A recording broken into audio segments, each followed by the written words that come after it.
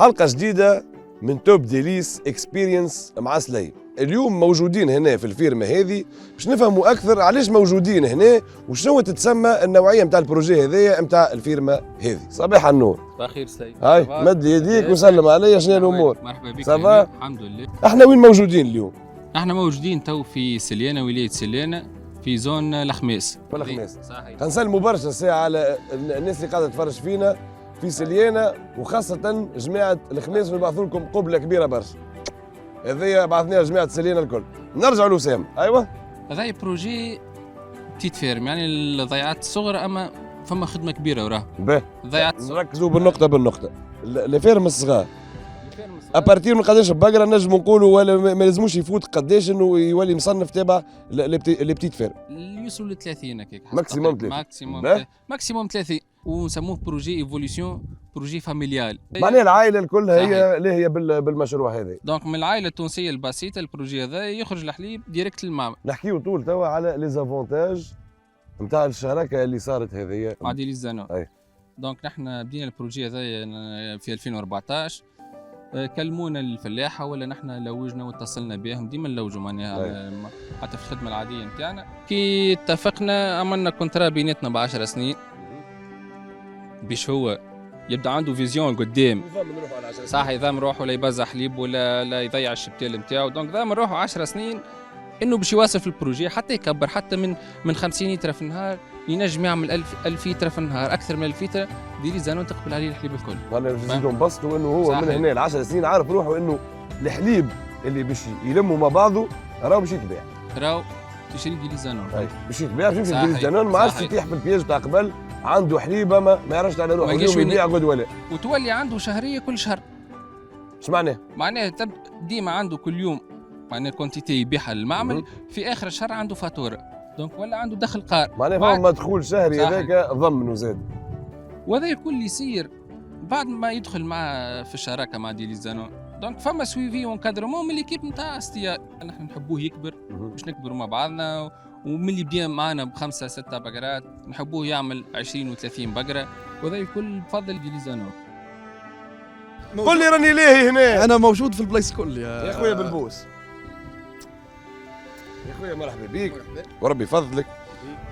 وتوا حسب قال لي اسامه السويفي الكل يكون عندك انت. احنا اول حاجه ننطلقوا باش نشوفوا هما عندنا برشا محاور في الخدمه نتاعو. عندنا زراعه العلافيه اللي باش فيها البقر، عندنا الكوري زاد البقر ماهوش كان ماكله كهو. فما البارتي نتاع الكونفور اللي هي الراحه البقره، اذا كان كلت وشبعت يلزمها زاده ترتاح. هي عندها دخل في الانتاجيه من بعد. بالطبيعه هو اول حاجه ساعه نحن اول حاجه نركزوا عليها انه البقره توصل تشبع عند الفلاح. كيفاش؟ احنا اول حاجه نعملوها مع الفلاح بعد ما صححنا الكونترا كيف ما حكينا من بكري وجبنا له الطونك وبدت العجله تدور، ندخلوا في السويفيه اكثر مع الفلاح حسب الامكانيات اللي موجوده عنده. بالطبيعه ماناش باش نعملوا حاجه اكثر من اللي موجوده عنده. اللي هي اول حاجه نركزوا ساعه نشوفوا شنية عنده ارض.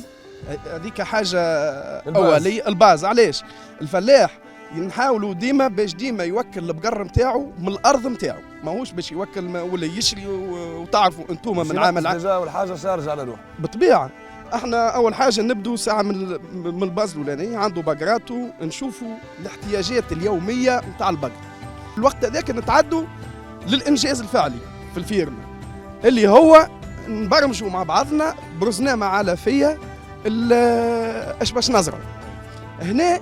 كل جهه كيفاش فما عندنا الفلاحه اللي موجودين في المناطق الصقويه فما رزنامه علافيه خاصه بهم، والفلاحه اللي موجودين في المناطق اللي تعتمد اكثر على المطر عندهم رزنامه اخرى مربوطه اساسا باللونسيلاج. نمشوا للانجاز الفعلي ونتبعوا مع الفلاحه المساحات المزروعه. يلزمها المساحات هذيك تكون حسب العدد البقرات اللي عنده باش هكاك يوصل يحقق الاكتفاء الذاتي نتاع عام ولا اكثر. باهي هذايا الفولي نتاع الماكله نتاع البقرات. تو البقرات شبعوا معناها ولوا متكفيين وعندهم الماكله نتاعهم، باش نتعدوا للكونفور. تو الكونفور فاش يتمثل؟ هو في الباتيم تعدينا للسيستم جديد، نعملوا البادوك هذايا بمواصفات فنيه محسوبه بالطبيعه حسب المساحه الموجوده تكون اكستنسيبل، معناها انه نجموا نوسعوا،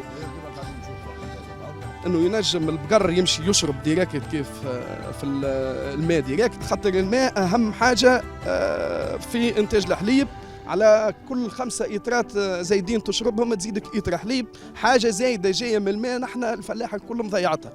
الحاجه الاخرى انه الفلاح البقرات كي يبدوا مربوطين ما عادش ينجم يفيق في البقره اللي هي قايمه. الحاجه الاخرى هي الخدمه تولي سهله عند الفلاح، معناها كي باش يجي يعطي في العلاف تولي الخدمه اسهل من انه يدخل بين البقرات ولا نجم تصير بقره طيحات وطاحت له بقره في المنجوار بالسيستم القديم. هذوما بصفه عامه الحوايج الجدد اللي كانوا مشاكل ولا حلول.